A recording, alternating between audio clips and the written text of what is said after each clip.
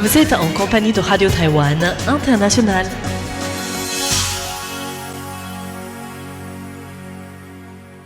Bonjour à tous et bienvenue sur l'antenne française de Radio Taïwan International. Ici Lisa Dufaux pour vous présenter le programme de ce vendredi 26 juin 2026. Aujourd'hui, c'est François-Xavier Boulet qui vous présentera le journal de l'actualité qui sera suivi du décryptage dans lequel nous reviendrons ensemble sur un documentaire d'une réalisatrice taïwanaise basée en France sur l'histoire des prêtres catholiques à Taïwan. Vous pourrez ensuite retrouver Floriane Dai avec son émission Femmes d'ombre, Femmes de lumière qui rencontre cette semaine la fondatrice de la première plantation de café au lac du Soleil et de la Lune. Voilà pour les ondes courtes et vous pourrez également retrouver sur notre site internet un nouvel épisode de Géopolitique présenté par Jean-Yves Heurtebise avec aujourd'hui le second épisode sur le dialogue de Shangri-La qui s'est récemment tenu à Singapour. Je vous souhaite à tous une excellente écoute et je vous laisse sans plus tarder en compagnie de François-Xavier Boulet pour le journal de l'actualité dont voici les principaux titres. Les pluies diluviennes provoquent plus d'une centaine d'inondations à Taïwan. Le porte-container Ever Lovely de la compagnie taïwanaise Evergreen touché par un projectile non identifié dans le détroit d'Ormuz. Han Kuo-yu reçu par des représentants de la Maison-Blanche et du département américain de la guerre. L'opposition parlementaire bloque de nouveau le budget spécial concernant les drones. Bonjour et bienvenue dans l'édition de l'actualité de ce vendredi 26 juin. C'est François-Xavier Boulet au micro pour vous présenter le journal de la rédaction. De nombreuses pluies diluviennes provoquent plus d'une centaine d'inondations sur le territoire. Bien que le typhon Meghalaya se soit déjà affaibli depuis le 24 juin, rétrogradé en typhon de faible intensité et bien qu'il ne touche pas directement Taïwan, la circulation périphérique d'air qu'il apporte, conjuguée à la remontée vers le nord du courant de mousson du sud-ouest, a entraîné de fortes précipitations dans tout Taïwan depuis hier, jeudi 25 juin. Jusqu'à aujourd'hui, ce vendredi midi, les autorités taïwanaises recensent 134 lieux toujours inondés, notamment dans le nord, dans le nord-ouest et dans le sud. Les régions ayant enregistré les précipitations cumulées les plus élevées dans la journée d'hier sont Jiuzhou à Pingtung avec 667 mm enregistrés, suivi de Menong à Kaohsiung et 455 mm, puis Nehru à Taipei avec plus de 301,5 mm. D'ailleurs, les pluies cumulées à Pingtung dans le sud atteignent leur niveau le plus élevé depuis la catastrophe diluvienne du passage du typhon Morakot, c'était en août 2009. À 11h ce vendredi, plus de 800 personnes du sud de Taïwan ont été évacuées par sécurité. L'intensité des précipitations font que les précipitations maximales sur 3 heures ont été enregistrées à Menong, Kaohsiung, à hauteur de 268,5 mm, suivi de Xingpi à Pingtung qui a mesuré 228 mm contre 179,5 mm à Nehru. En une heure, les précipitations maximales enregistrées sont à Pingtung dans le sud, 134 mm, mais aussi au nord-ouest à Changhua et à Menong à Kaohsiung dans le sud à 111,5 mm. Dans le nord de l'île, des inondations ont été signalées à Taipei, notamment dans l'arrondissement Nehru de la capitale, dans le nouveau Taipei, arrondissement de Tamshui, ou encore à Hsinchu. À Hsinchu d'ailleurs, la suspension des cours et du travail a été décidée à partir de ce vendredi midi. Quant au sud, des inondations sont notamment signalées nombreuses à Pingtung, à Kaohsiung et à Tainan, ces 3 comtés et supermunicipalités ayant suspendu l'école et le travail pour toute la journée. Une partie du réseau ferroviaire dans le sud a aussi été interrompue en raison des intempéries. À Hualien sur la côte est, près de 200 habitants ont été évacués par précaution en raison de la montée rapide du niveau de l'eau du lac de barrage qui s'est formé sur la rivière Wanli et qui menace de déborder. Au total, environ 6 millions de personnes sont concernées ce vendredi par la suspension du travail et des cours en raison des fortes pluies et des inondations. Concernant maintenant les prévisions de précipitations totales en plaine pour les 3 prochains jours, le comté de Pingtung devrait enregistrer les plus fortes précipitations, entre 500 et 800 mm annoncés, suivi de Kaohsiung, 500 à 700 mm, Tainan, 400 à 600 mm. Du côté de Chiayi, Taipei et Nouveau-Taipei, on attend entre 200 et 400 mm sur les 3 prochains jours. Même si la pluie semble se calmer, la vigilance reste de mise. Nouvelle tension dans le détroit d'Ormuz, le porte-container Ever Lovely touché par un projectile non identifié.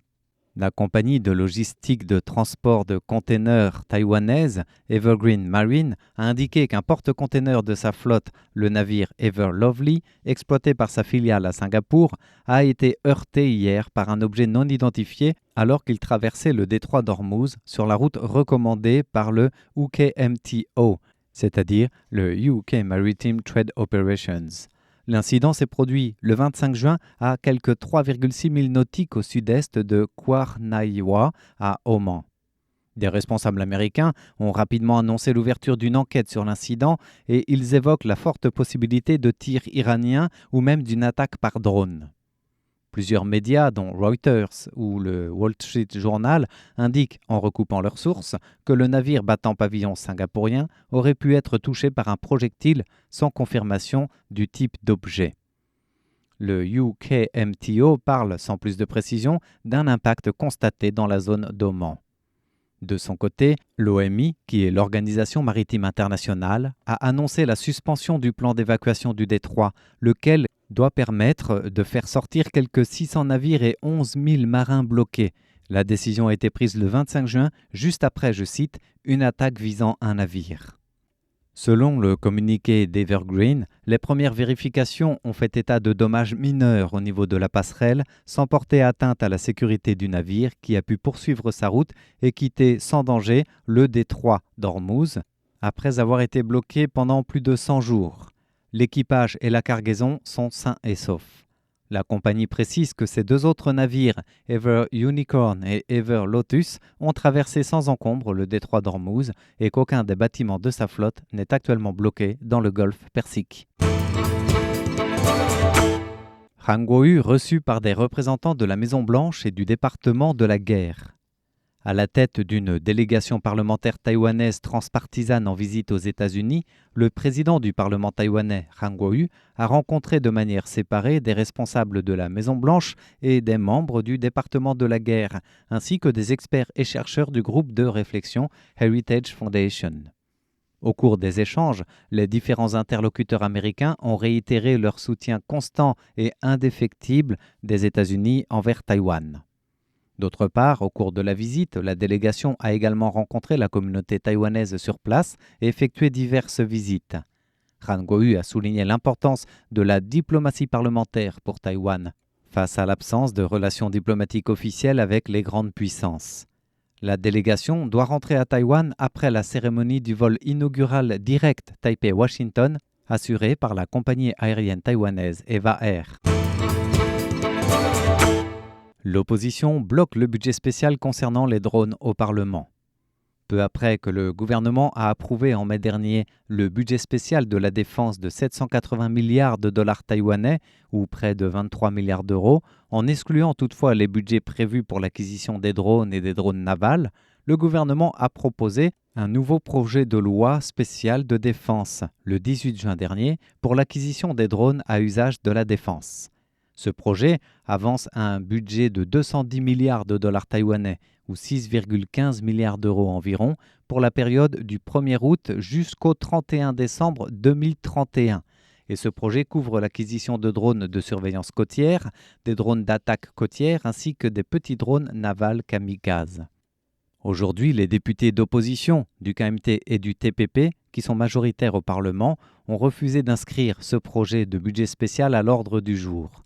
Le chef de file du Kuomintang, Fu Guangxi, a expliqué que son parti soutenait incontestablement le développement de l'industrie nationale des drones, mais qu'il entendait proposer sa propre proposition de loi spéciale prochainement. La diplomatie annonce l'établissement prochain de centres linguistiques de Taïwan en Europe. En déplacement en Europe, où il a assisté à l'inauguration de la Taiwan Expo Europe 2026 en Pologne, Le ministre des Affaires étrangères Lin Chia-long s'est rendu au Parlement polonais hier, accompagné du président de la Commission parlementaire économique, Rafał Komorowicz, député du groupe d'amitié pro-Taïwan. À cette occasion, Lin Chia-long a annoncé l'établissement prochain de centres linguistiques de Taïwan dans 4 pays européens, la France, l'Allemagne, la République tchèque et la Pologne, afin de promouvoir la culture et les langues de Taïwan.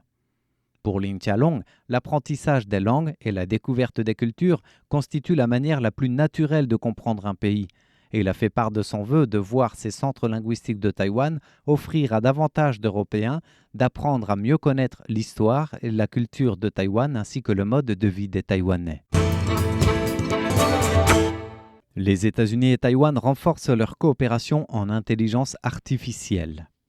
Le 2e sommet Pax Silica se déroule depuis hier jusqu'à ce soir à Washington et il s'agit d'une initiative destinée à sécuriser les chaînes d'approvisionnement de l'intelligence artificielle, une initiative à laquelle Taïwan prend part à titre de partenaire non signataire et l'île est représentée par la vice-ministre du numérique Roh Hee-seo aux côtés des autres pays parties prenantes de cette initiative Pax Silica comme, outre les États-Unis, l'Australie, la Finlande, l'Inde, Israël, le Japon, la Norvège, les Philippines, la Corée du Sud, le Qatar, Singapour, la Suède, les Émirats arabes unis et le Royaume-Uni. Le département d'État américain a souligné que Taïwan était un partenaire majeur dans le domaine des chaînes d'approvisionnement et celui de l'intelligence artificielle, ajoutant que l'industrie manufacturière de pointe taïwanaise jouait aussi un rôle clé fondamental dans la révolution de l'IA. Washington a également insisté sur la nécessité de renforcer des chaînes d'approvisionnement sûres et de réduire les goulets d'étranglement technologiques, objectifs principaux de la 2e édition de ce sommet Pax Silica. Amendement du Code pénal pour alourdir les sanctions contre la drogue au volant. C'est en tout cas le projet présenté par le Conseil des ministres hier 25 juin, amender le Code pénal et la loi d'application du Code pénal pour alourdir les peines en matière de conduite sous l'emprise de stupéfiants et d'alcool. Selon le projet adopté en Conseil des ministres, en cas de conduite sous l'emprise de stupéfiants ou d'alcool, tout récidiviste dans un laps de 5 ans ne pourra plus bénéficier de libération conditionnelle. Également durant ce Conseil des ministres, il a été décidé que les condamnés à une réclusion à perpétuité ou à une peine d'emprisonnement de 10 ans ou plus pour homicide volontaire, tentative d'homicide ou maltraitance d'un enfant entraînant la mort ou des blessures graves ne pourront pas non plus bénéficier d'une mesure de liberté conditionnelle.